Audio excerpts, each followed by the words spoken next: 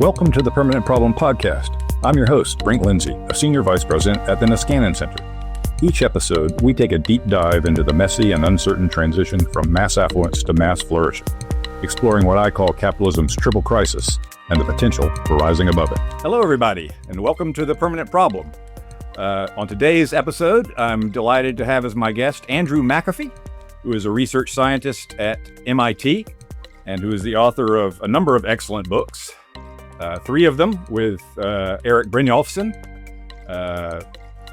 The Race Against the Machine, The Second Machine Age, and Machine Platform Crowd. And then more recently, the Anti-Degrowth Manifesto, More from Less, and most recently, The Geek Way. And you're also running a Substack by the same name, The Geek Way, right now. So Andrew McAfee, welcome to the show. Wonderful to have you. It's really good to be here. Thank you for having me. Eric and I call those books the Machine Trilogy. That's good. So I've just written a book, The Permanent Problem, which you graciously blurbed. And in it, I talk about a triple crisis of capitalism. The central crisis in my argument is a crisis of inclusion, a sort of weakening connection between economic growth and overall well-being. But a subsidiary crisis is what I call a crisis of dynamism, the fact that the actual capacity of the system to keep delivering economic growth is sputtering in advanced economies around the world. And then finally, the third element is a crisis of politics. We've got big collective action problems, which are causing the other crises, which we might be able to do something about through politics, and yet our politics is now swamped with dysfunction as well. So we're going to focus on dynamism, on the current state of technological dynamism and its prospects. I focus on the downside in the book. We're going to focus more on the upside here. But the fact is that the 21st century has been a slow growth century for the most advanced economies of the capitalist world. Outright stagnation for years at a stretch has not been uncommon in many European economies. And even in the United States, which has been the star performer amongst the richest economies, growth is still way down from what the average rate was during the 20th century.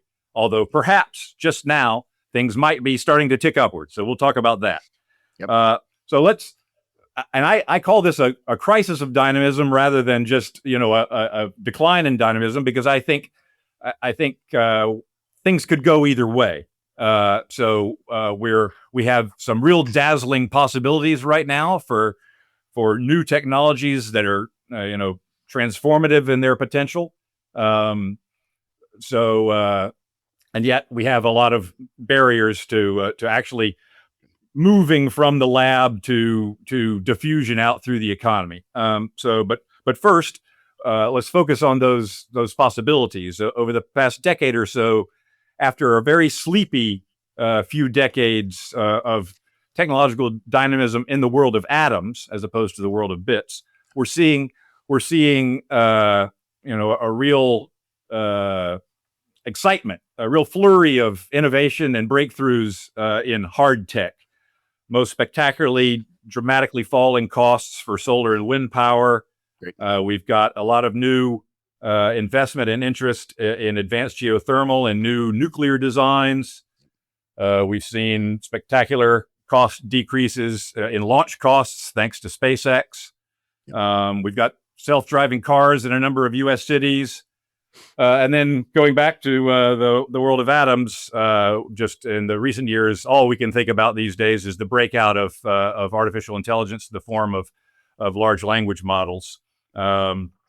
Just recently, just in the last month or so, we've had another round of kind of heavy-duty hype and panic that followed the release of a couple of new models from OpenAI and Anthropic, and some viral sort of doom and gloom posts that riffed off of where people think the technology is going.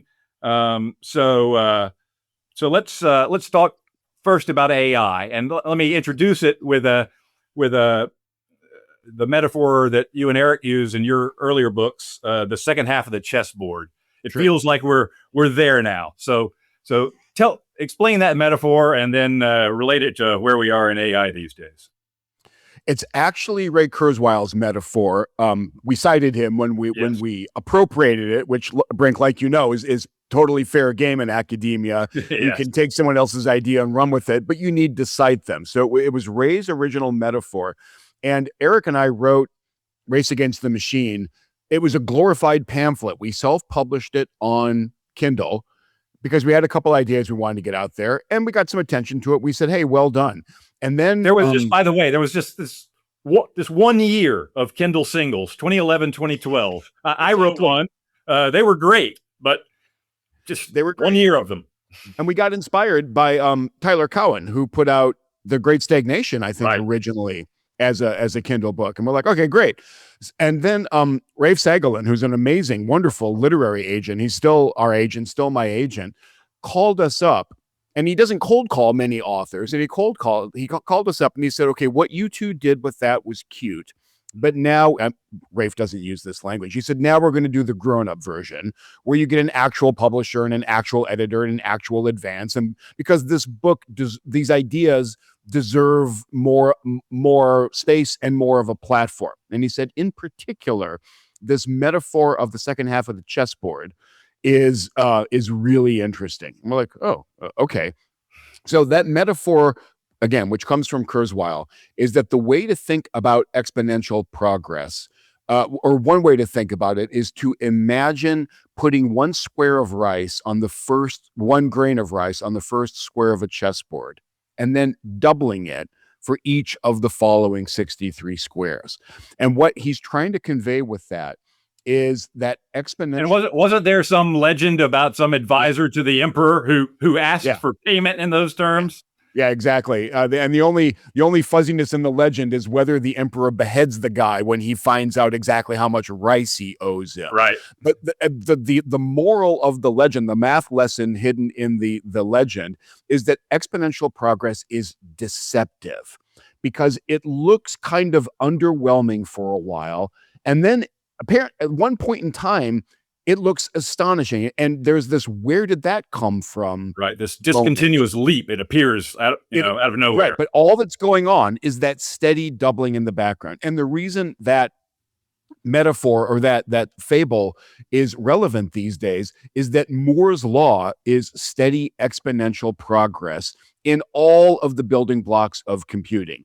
Memory, processing, storage, bandwidth, energy cost, almost doesn't matter. They all have been doubling with almost clockwork predictability and regularity for the entire history of the digital era. And so Kurzweil grabbed this notion of the second half of the chessboard to make us aware that at some point, that constant Moore's law in the background, that constant doubling, is suddenly going to look very, very weird. And so if you start with putting one grain of rice on the first square of that chessboard, double, double, double. Kurzweil's point was the first half of the chessboard. By the time you get to 32 squares, you've got a big pile of rice, but you're not freaking out about anything. And it's only in the second half of the chessboard when that doubling yields eye-wateringly big numbers. I think by the time you get to the 64th, I believe it's either in the quadrillions or quintillions where you're counting the number of grains of rice. That's why the emperor gets mad at the clever advisor. And I think we calculated, I believe it's way bigger than Mount Everest is the amount of rice that you will have. And so we use that imagery of when we wrote The Second Machine Age, which was in 2014, we said, depending on how you start counting, it feels like we're entering the second half of the chessboard. And I think that is a very loose, very poorly phrased prediction that has held up pretty well, because here we are in the second half of the chessboard. And one of the things that you should expect are multiple weird surprises, because Kurzweil's point and our point was that things are different in the second half of the chessboard when you've got this much accumulated computing muscle behind you for everything. And one of the weirdest things that's happened is the emergence of generative AI and large language models. And one of the fun parts of my job is I get to talk to the alpha geeks of the computer science and AI communities. One of the questions I've learned to ask them is, were you all expecting this? Were you all expecting that? It was only a matter of time until we get large language models that can do all these astonishing things. And without exception, they've said, oh, hell no. Like this was a curveball. This was out of left field. The paper that started the whole thing, I'm sure you know this, was written in 2017 by a large team from Google, and it proposed a new approach for machine translation. Right. And it said this seems to work really well. You don't even need matched sets of documents in the two languages that you're trying to go between. All you do is upload a huge amount of documents in different languages, and it figures it out. This was wild. And then two other wild things occurred.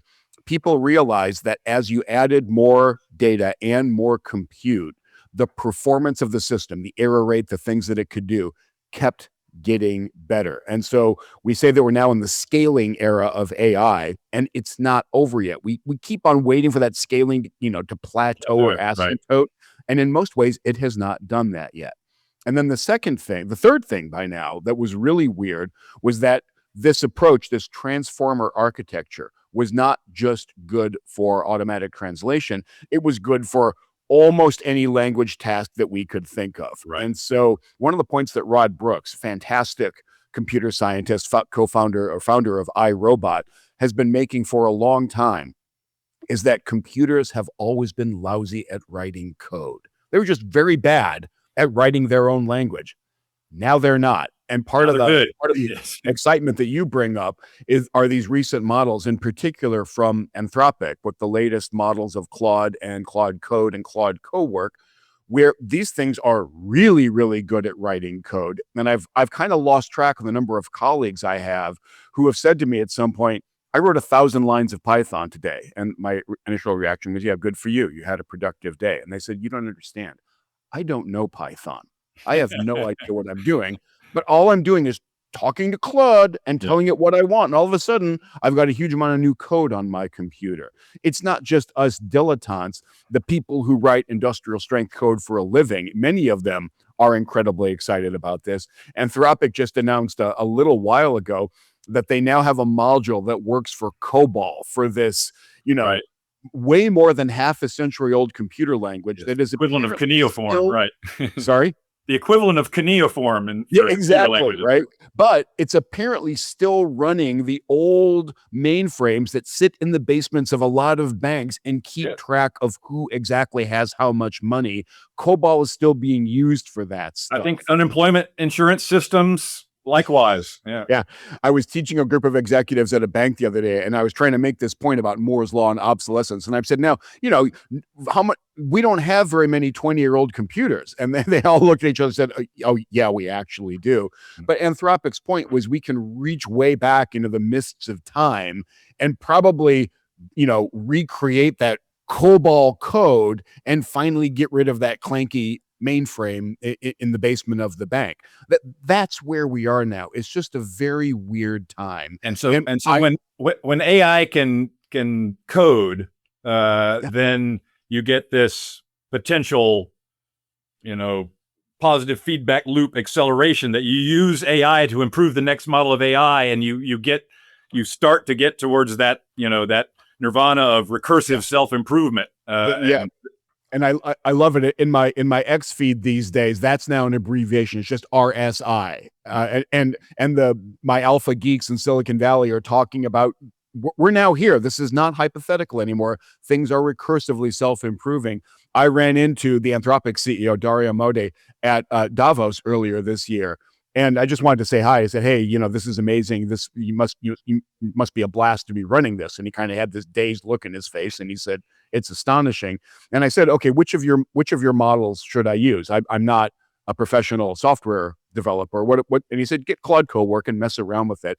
And I said, okay, by the way, is it true that Claude Cowork was entirely written by Claude? And he said, yeah, basically.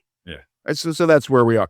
Brink, you might know of Patrick Collison, who's the co-founder of Stripe. Right. And just unbelievably accomplished, very thoughtful, really smart guy, and a very good programmer himself. I was reading his X feed, and I think early this week, he said something like, if I'm exaggerating, I'm not doing it deliberately, and I'm not exaggerating very much. He said, I downloaded half a century of weather data and trained a weather forecasting system over the weekend. And then I asked it to suggest improvements to itself, and it did that. This is while he's running a gigantic payments company as his day job. So we are in uncharted territory. So we've now reached the point where AI, the large language models, have capabilities which look incredibly disruptive, transformative, like they're a big deal. This is a general purpose technology that is going to diffuse throughout the economy, change business practices, change lots of things, right? But it ain't stopped now, right? No, we have not plateaued. So Nope. So before we talk about what's going on right now, let's talk about your thoughts on where this current large language model architecture is going to go. Some people are arguing breathlessly that we're a year or two away from whatever you want to call it, superhuman AI, strong AI, Yep. A country of geniuses in a data center. So others think that something that's purely a creature of language and doesn't have any contact with the external world can't be very creative outside of its training data. And so for the real breakthrough for the kind of AI that we could think about that will tell us how to build fusion reactors and cure cancer, maybe we're going to need something beyond just the large language model architecture. What's your hunch? And thank you for that final word. It's my hunch.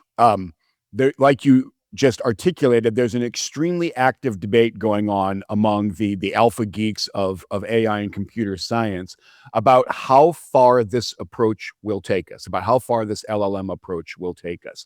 And there are some who say it will get us to artificial general intelligence, where the technology can do essentially anything a person can do. That's the general part, and do it at superhuman levels.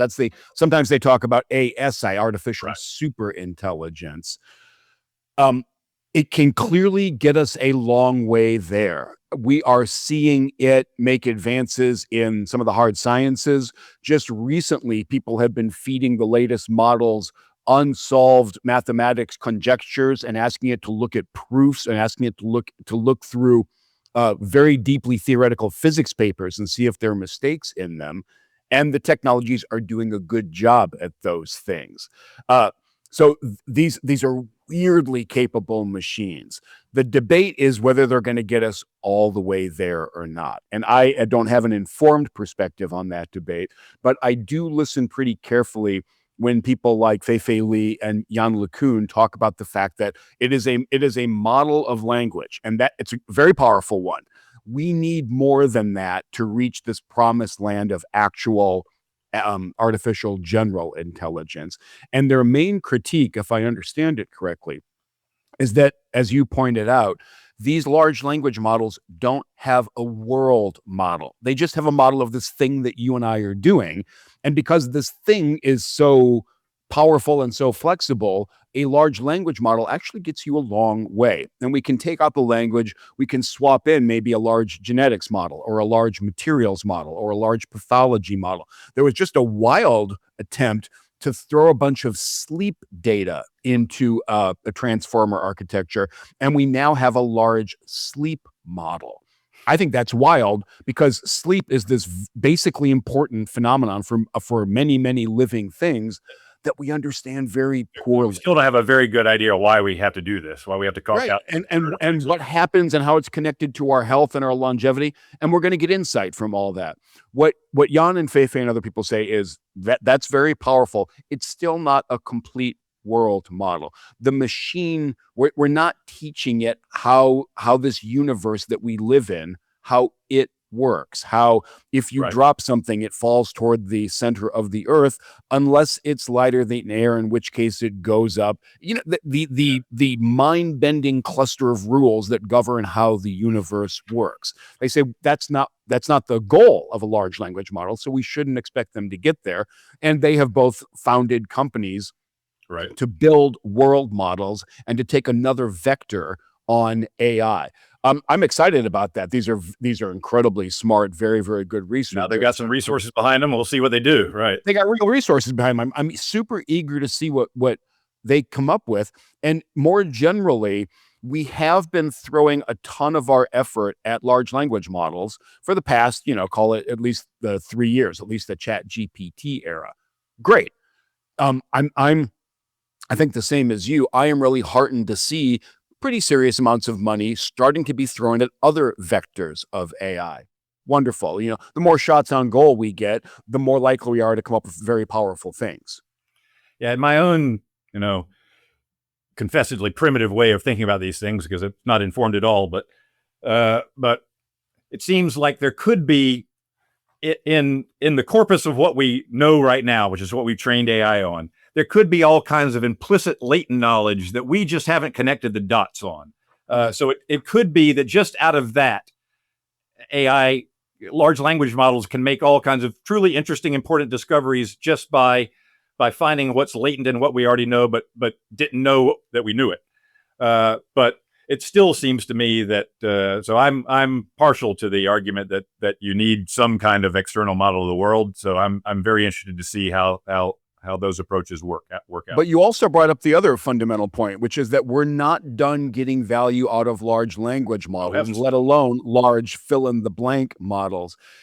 I've been following some of the best mathematicians in the world saying, just recently, these models went from being not that useful to my actual work to being very, very useful and very good at them. Again, to your initial point, exponential progress is weird and deceptive, and it feels like in many arenas we're there. We're in the second half of the chessboard. So it seems to me now it's clear enough that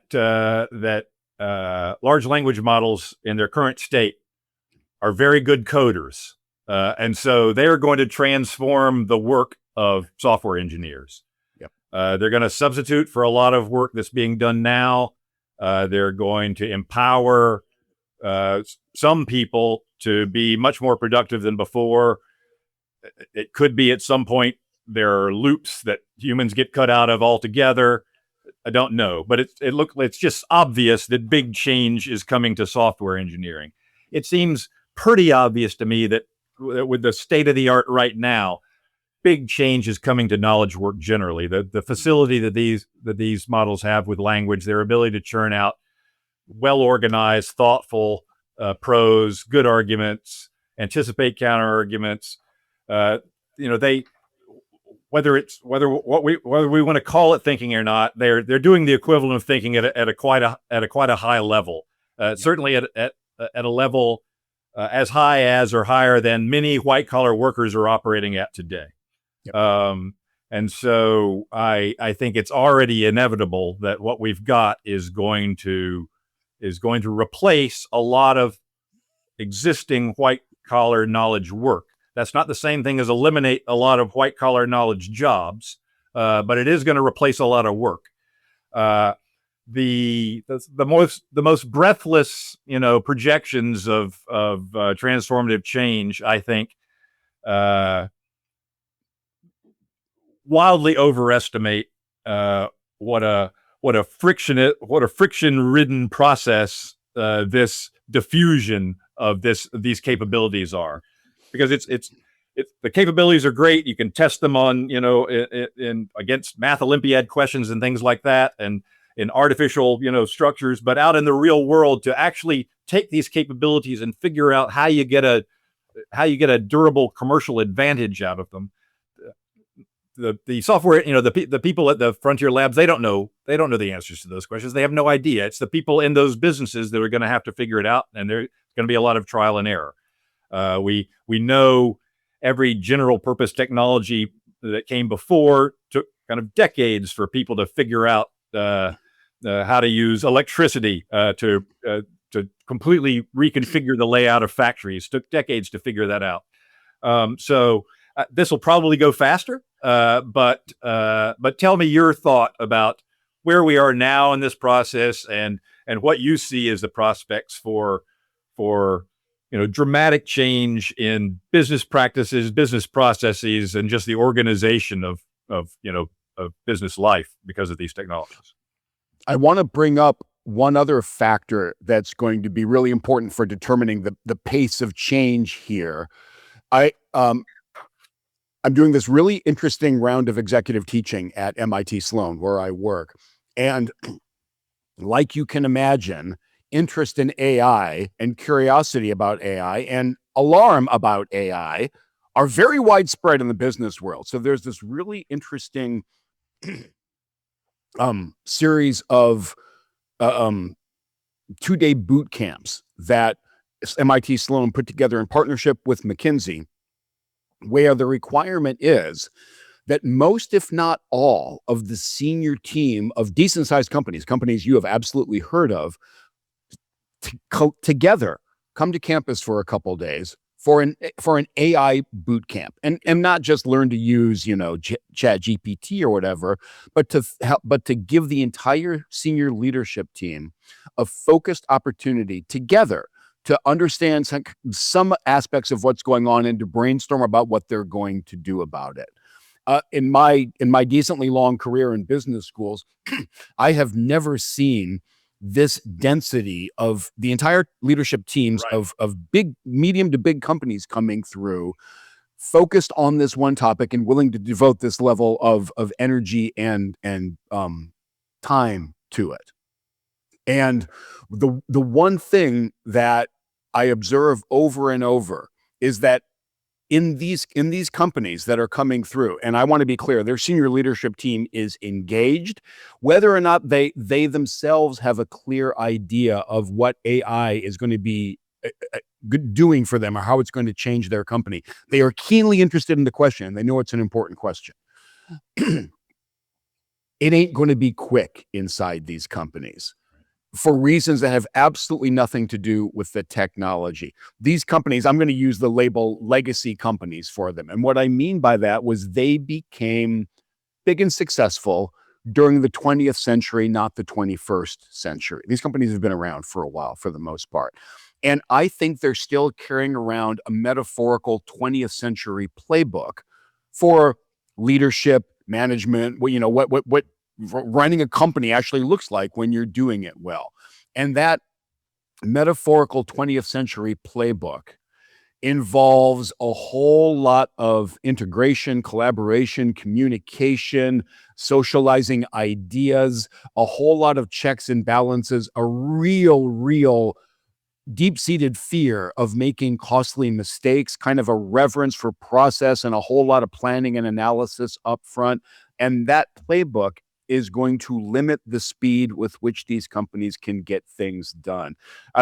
You have probably heard, I forget if it's Francis Fukuyama's definition of bureaucracy. I think it might be his. He says it's a promiscuous distribution of the power to hold things up.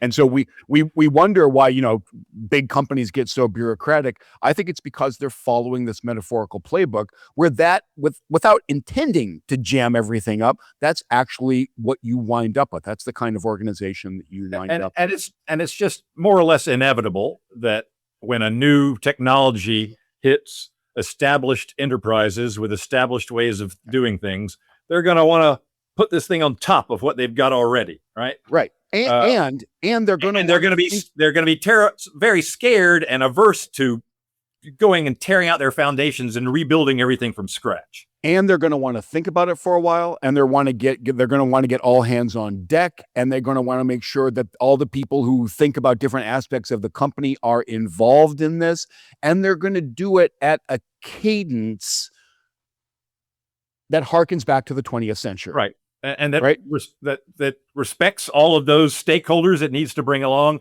Meanwhile, some little tiny startup is going to enter their industry, not face any of those constraints, not have to rebuild, but build from scratch. And so it's very frequently the case that it's new enterprises that ultimately figure out how to make proper use of new technologies, because the established ones are just too wedded to old ways of doing things. And like you just pointed out, the pattern from business history is fairly clear. We've got pretty good data about the most recent big general purpose technology that washed across the economy, which was electrification of manufacturing about a century ago. We've got decent data about what happened there. The companies on top at the start of that transition were not the companies on top at the end of that transition. For the reasons we've been talking about, they typically didn't see all the benefits of electrification. And to simplify a little bit, if you were running a factory powered by a big old steam engine in the basement, when electricity came along and the cost advantages became obvious, a lot of factories said, okay, great, we'll take the steam engine out and we'll put a great big motor in the basement. Right. Ta-da, we have electrified. And they actually had. Their factory ran on electricity. And then these weirdos showed up and said, wait a minute, why stop at one? These electric motor things, these are still powerful when they're small. We could put them all over the factory. There's a hypothetical future out there somewhere. And why do we need multi-story factories? Why can't we just, build everything flat and have lots of motors, right? Yeah. And you can go back and look that they had, journals of manufacturing back then. This debate played out for decades, where the idea that you would have a separate machine, a separate motor on every machine in the factory, this was crazy talk until it was inevitable. So that's to say, when you've got a bunch of incumbents around, the transition takes time. Now, you identified the main force that will cause this transition to be fast, which is disruptors, which are startups or small companies that don't have that legacy, either of mindset or of established norm and process and routine that come into these industries. And very often, not always, but very often, one of them comes along that makes the incumbents look bad at their own game from a standing start. I'm thinking of SpaceX in this case, right, which was founded this century, is founded in 2002. 14 years after SpaceX was founded, it relaunched the first commercially viable orbital rocket. It went up, it came back down, they scrubbed it, and they put it back up. They did that within 15 years of their founding. Today, the rest of the space industry combined has done 0 relaunches of commercially viable orbital rockets. Blue Origin has put it up and brought it back down, and now they're doing the scrubbing process. So that number is going to go from 0 to 1. But again, all the incumbents put together have done 0. SpaceX has bathed the world in cheap connectivity from satellites with Starlink, and they remain the only organization certified by NASA to take American astronauts into space from American soil. Boeing thought they were going to get that same designation in 2024 when their Starliner spacecraft took 2 astronauts up to the space station. Yep. NASA looked at the data from that flight. And, I didn't let them bring them home, right? No, they said, you're not bringing those astronauts home. The story is unbelievable. And I think it's indicative of something. The story is crazy, which we've just learned last year into this year. As Butch Wilmore was piloting the Starliner spacecraft toward the International Space Station, on the far side of which was nothing but infinity and a really unpleasant death for those 2 astronauts. The layers of redundancy that you build into a spacecraft started to fail. And so the thrusters are actually, I think, going psh, psh, psh on the outside of the spacecraft. And as he's getting closer to the space station, which has astronauts on it, so crashing into that is also a really bad idea. All the levels of redundancy fade away. And I forget if he still had 1 level or if they were down to no redundancy at all. And they had, like you can imagine, a very quick huddle about what we're going to do about this. Right. And the solution was what you and I did with our old Windows 95 laptops when they had the blue screen of death. Effectively, they, shut the spacecraft down, waited 30 seconds, powered it back up. Lo and behold, they got enough redundancy to dock that spacecraft and get the astronauts on the space station. NASA said, you are not bringing those astronauts home. Yeah. And then SpaceX went up last fall and got them after 8 months in the space station and brought them back. So there are 2 fascinating things going on here. One of them is what happens to great American companies that make them lose their way, that make them unable literally to complete their missions. We see this over and over. You and I have been around long enough that we used to hold up GE as the exemplar of managerial excellence in the 20th century. Right. We don't do that anymore, right? Boeing was an iconic American company. If you spend enough time with this managerial playbook, I do think things get gummed up. I think you become kind of sclerotic and inward looking.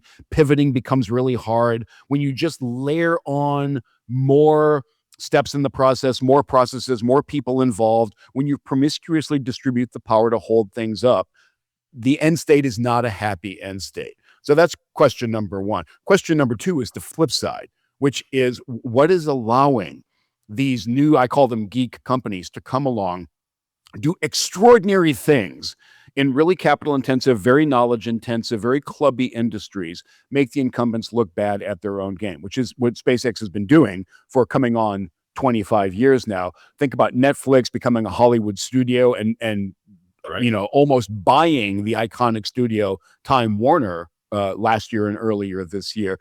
There's a real shift going on. So in addition to coming up with science fiction technologies, I think a really underappreciated phenomenon, and the reason I wrote The Geek Way, is I think these geeks clustered in Northern California, I think they've upgraded substantially a really, really, really powerful technology called the company, called this thing that we do in this thing called the private sector in the economy to provide goods and services to people. I think that machinery has a huge upgrade. And I'm going to bring this back to my executive education. I am primarily not teaching the leaders of geek companies. I'm teaching the executives of legacy companies.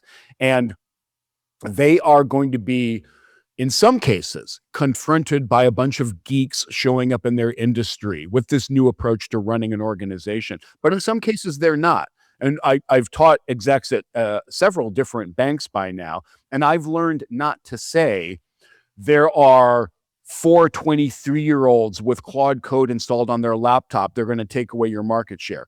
I don't believe that. Unfortunately, the reason I don't believe that is not because these banks are keeping up with the geeks. It's because they're protected by a thicket of regulation where, you know, retail banking in the US is not a thing that the extraordinary investors and entrepreneurs of Silicon Valley are interested in, because you have to go ask permission from so many people to open a bank. So one of the gating factors, to get back to your question about how quickly this science fiction toolkit is going to change the business landscape and the leading companies in industry after industry, one of them is going to be just how protected in every sense of the word are the incumbents in that industry. Because some of those barriers have gone way down. Think again about space exploration. That's extraordinarily knowledge intensive. Successfully launching rockets and bringing astronauts up and down is honestly one of the hardest things we humans have ever accomplished. It's knowledge intensive. It's extremely capital intensive. It's oligopolistic. You have clubby relationships with the very small number of buyers historically. Those were all fairly serious barriers to entry. Right. And now SpaceX is making all the incumbents look bad. So some of those barriers are going down. However, I do not think that that Patrick Collison and Stripe are going to be operating the dominant retail bank in America in 5 years. I don't think that's on their product roadmap. I kind of wish it were, but I don't think it is. So let's talk about what's happening right now. So your sometimes co-author Eric Brynjolfsson has done some research that's finding, that claims to find evidence of productivity growth acceleration going on right now, thanks to AI. You've written sympathetically about his research on your Substack. So tell me a little bit about what he's found and what you think. One of my favorite economists to talk to, in addition to Eric, is Bob Gordon, who's at Northwestern, phenomenal scholar of productivity and growth, and he's a pessimist. And famous curmudgeon. He's great. I love talking to incredibly smart grouches. They make me really. Eric is not a grouch. We got a very different disposition. Bob is kind of a curmudgeonly dude, and he thinks that all of this hype around computers, he thinks it's overdone because he keeps looking at the productivity statistics, which is exactly the right place to look to see if things are living up to the hype. We all of us digital geeks think we invented this wondrous toolkit. And Bob keeps asking the right question, which is, why isn't it showing up in the productivity statistics? And just, as far as what the data show, the internet gave us 10 years of accelerated productivity growth in the United States. Nowhere else. Just us, right? Yeah. And just 10 years. 10 years, right? And so from 95 to about 2004, labor productivity in the US had a real uptick, like a quantum leap up.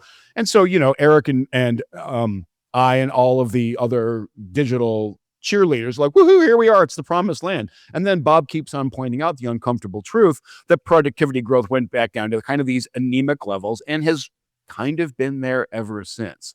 So Eric, I love the guy. He said, okay, I am so optimistic about the current toolkit of digital, including the previous generation of AI, machine learning, and now into generative AI, that even before generative AI came along, he said to Bob, come on, let's place a bet. Let's place a public bet about the future of productivity growth in the United States. And so they sent a benchmark of, I believe, 1.8% per year. And Eric said, I'll take the over. Bob said, I'll take the under. And the bet runs until, I believe it's 2029, but I'm not 100% sure about that. And Eric just wrote an op-ed in the Financial Times where he said, way too early to call victory, but the productivity numbers, not just for one quarter, because it's a very jumpy measure. Right. Productivity growth numbers for the US have been kind of looking up for 2025, and they've been staying up quarter after quarter. Eric says, I think the era of AI-driven productivity is finally here. Like you point out, I wrote a Substack going, just kind of echoing what he's saying. And I think Eric is going to win his bet with Bob. Bob's point was it was a long time coming, and it is not yet. You don't see hypercharged American productivity across the economy yet at all. And he's right about that. Yeah.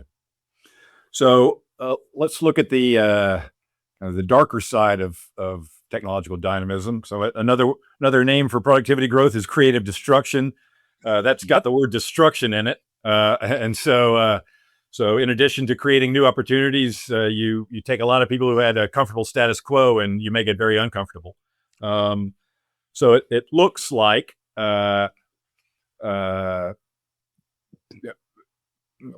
you tell me what you again, there's some preliminary research by Eric as well, I think, on possible labor market effects of an AI induced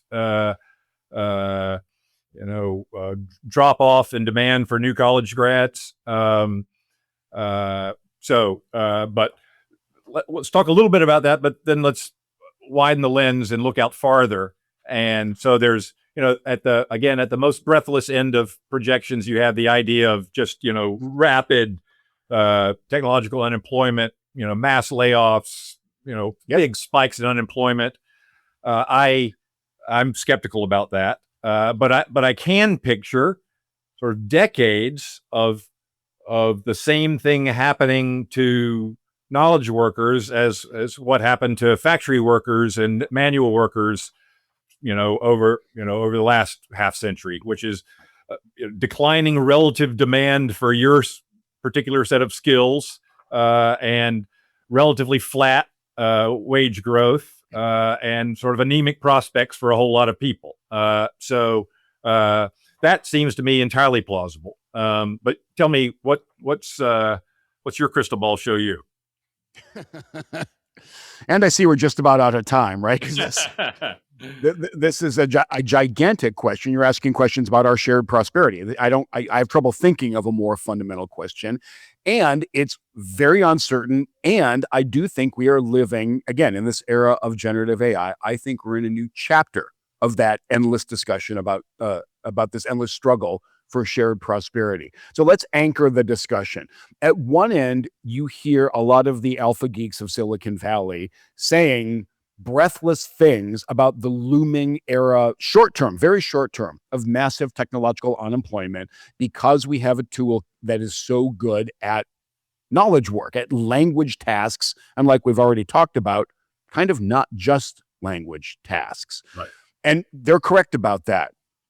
one of the weird things to me is that some of the people saying the most breathless and alarmist things are running the AI companies. I don't know if their comms department loves it when they go off on these rants about massive looming technological unemployment, but there are informed people in the valley who believe pretty deeply that, in a year or two, we're not going to have whole swaths of people who are currently employed doing pretty well paid white collar knowledge work. um, I'm not that far out on the spectrum of where I think things are going to land. I keep remembering that I think it was in 2016 or 2017, Jeff Hinton is absolutely one of the Right. grandparents of modern AI, said that we should stop training radiologists because the technologies that we already had at that time and that we were accumulating were better at the pattern recognition task of looking at an image and diagnosing what's going on. They were better at that than not just okay human doctors, but almost any human doctor. And given that pattern recognition superiority, Hinton said, this profession is going to wither and we should stop training people at it.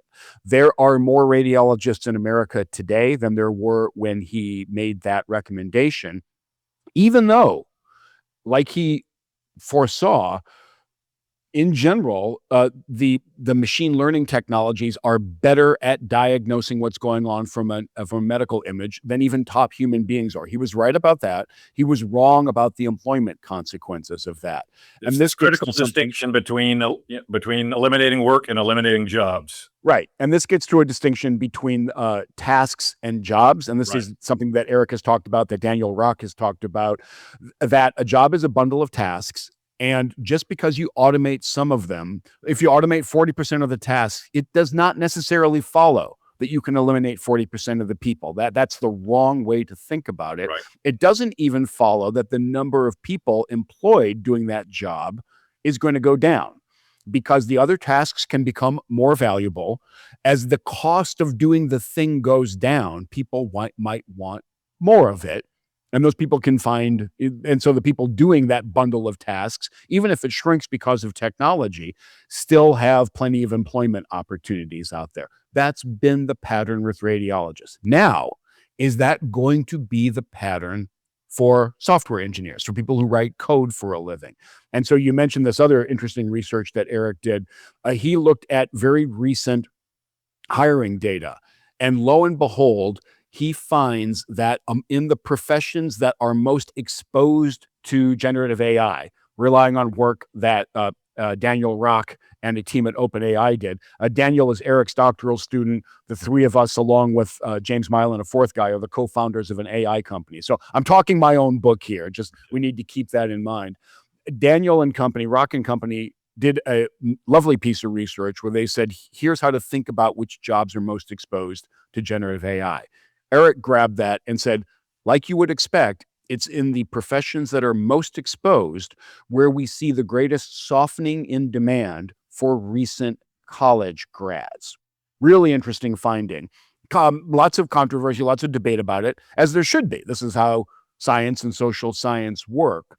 But we are seeing some early signs of softening of demand right where you'd expect it to be, right in the most exposed professions and right in the newest entrants to the labor force, because those are the people where you have to teach them the most before you can start getting any actual productivity out of them. You take a CS grad fresh out of college and you have to teach them how business actually works and how work actually happens inside organizations. So there's an apprenticeship program and there's softening demand there. Right. How do we take that finding forward? Man, I have no idea. Okay. And the reason I don't is because this is such a general purpose technology. It can do so many things. It can do them very well. Many parts of the economy are not protected by a thicket of regulation, and that's where we're going to see the work of writing software change the fastest. So what we never can get out in front of is, by eliminating some tasks, we then create a whole bunch of new tasks that are very important now. Right? And that's the point, right? And you brought up Schumpeter's great phrase of creative destruction. When creative destruction happens, it is always easier to predict the destruction than the creation.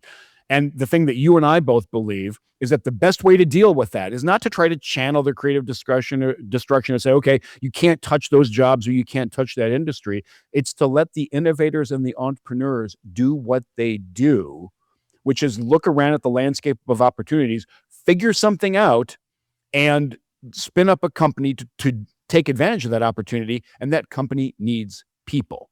I don't think that we're heading into the era. I hear this hype, online these days about the one-person company where it's just one entrepreneur with a great idea and a whole bunch of Claude code and taking it, capturing a big market. There'll be a little bit of that solo entrepreneurship, but it's still a group sport. You bring up the other important phenomenon, which is that creative destruction can sometimes lower overall employment in an industry. Happened with agriculture, happened with being a longshoreman. You point out it's happening in the manufacturing sector. I don't need to tell you, America's manufacturing output continues to go up year after year, but manufacturing deployment in general keeps declining. We have decoupled output in that industry from employment growth in that industry. Are we going to see that with this era of AI? I'm pretty confident we are. How big, how widespread? Wow, is that an open question? It's absolutely a question that we need to keep our eyes on, but I am really reluctant to engage in proactive restructuring of the economy or trying to channel AI so that it displaces as few current workers as possible. There's this ongoing debate between two schools of innovation, one called upstream governance, which our colleagues and friends in Europe seem to be really fond of, where they try to channel the innovation so that it does good, but really it's a harm minimization strategy.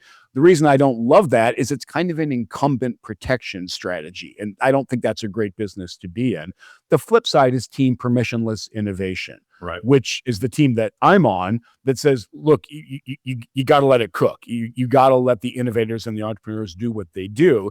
There will be dislocations. That's the destruction part of creative destruction. So that's a perfect segue to the other half of the crisis of dynamism, not the dazzling possibilities, but the frustrating barriers, because there's a whole lot of areas of economic life these days where people aren't allowed to experiment and figure out what works and have a free run to do trial and error, especially outside of the United States. But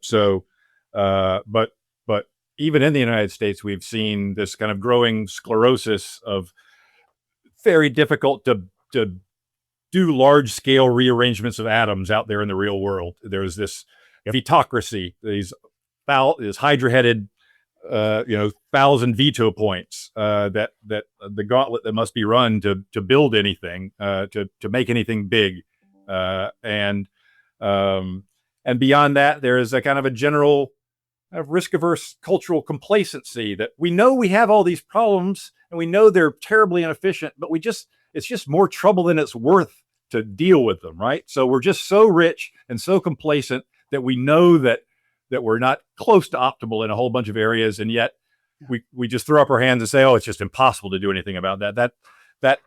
That's I think a deep-seated kind of cultural underpinning of a lot of our bad policies is this kind of ennui that we don't feel urgent enough about fixing problems, and we let them fester.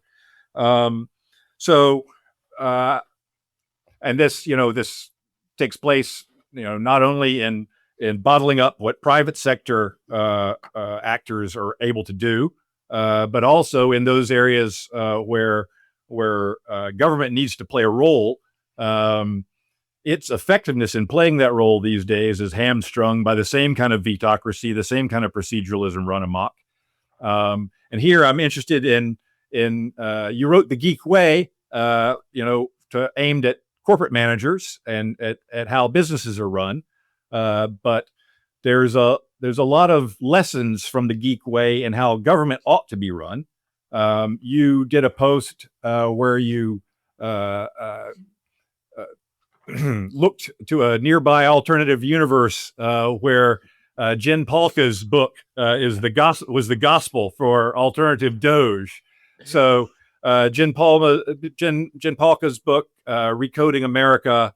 Jen Pahlka, by the way, a senior fellow at the Niskanen Center, is an excellent sort of from the trenches report on government dysfunction. And again, it's this kind of waterfall approach to management. Everything starts at the top and proceeds down to the next level, and then proceeds down to the next level. Information never flows back from the front lines back up to the top. It's just a one-way trip. And then when the rubber meets the road and there's disaster, there's no ability to respond, to adapt, to iterate. Whereas, the whole MO of the Silicon Valley startup is this: move fast and break things, iterate, learn from experience, don't come in there with a whole bunch of preconceived notions, build and react. And so tell me how you see that how that's applicable to how we can get more effective government. And the one other aspect of this geek approach to getting big things done, which, as you point out, is inherently iterative, fast-paced, involves valid feedback loops. It also involves a person called a DRI, a directly responsible individual. In other words, you're on the hook for this. Right. And one of the things that Jen points out in Recoding America, which is a great book, but it's kind of a depressing read, and that also comes out in books like, what's it called? The Accountability Machine. What was the book that came out this year, a couple of years ago? Yes, I know what you're talking about.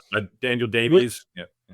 Yeah, where the whole and the author makes a convincing argument that the whole point is to distribute responsibility and accountability so that nobody has it, so that everybody can claim, I did my job. I did that one little box on the waterfall diagram successfully. I was not responsible for the outcome. So if you're unhappy with the outcome, I don't know who you were supposed to haul before Congress, but it's not me. I was doing my part.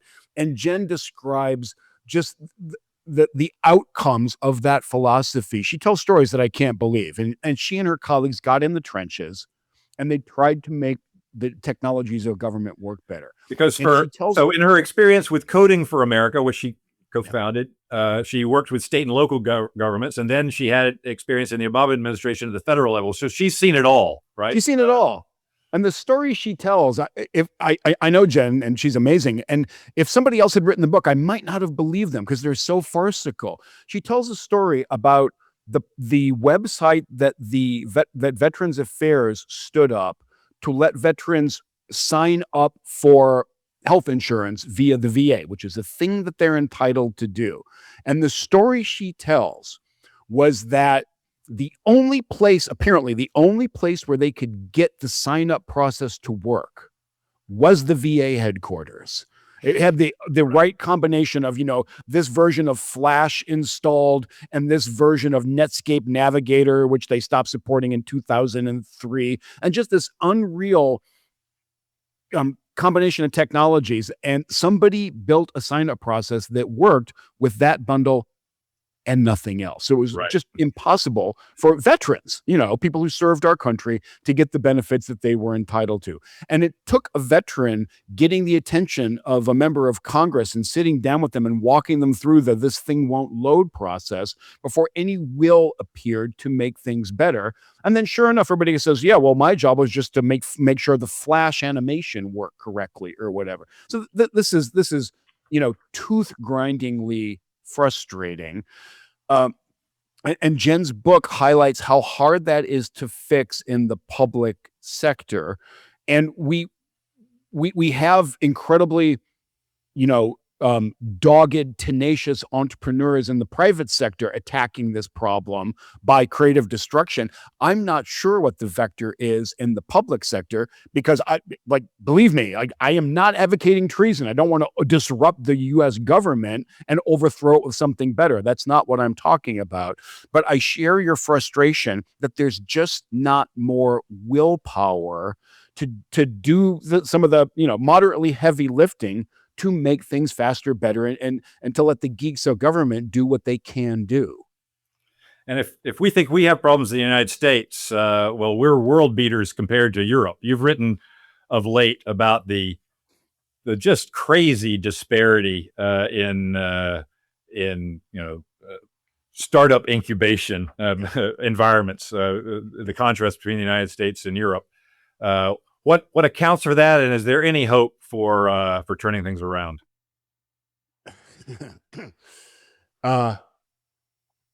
Like you, I read the Draghi report when it came out a couple years ago on European competitiveness, and I was expecting this kind of relatively dry document written in high bureaucrat about these isolated things that Europe was doing really well.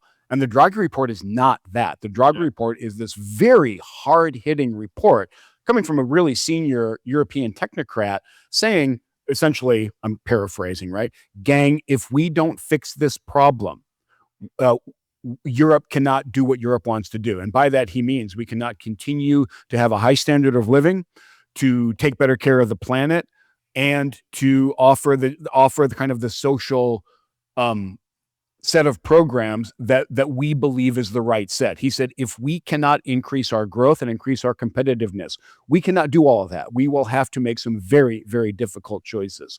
So he described increasing European growth rates and competitiveness and productivity as kind of an existential challenge for the EU. Man, I love that. And there was a sentence in the report that I had to read a couple times.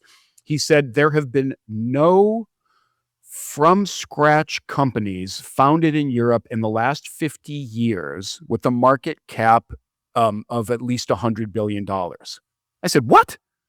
This doesn't include things like ASML, which is a really fantastic company making integral to making all the chips that power the AI world. But that's not a from scratch company as a result of a spinoff or a merger from Philips.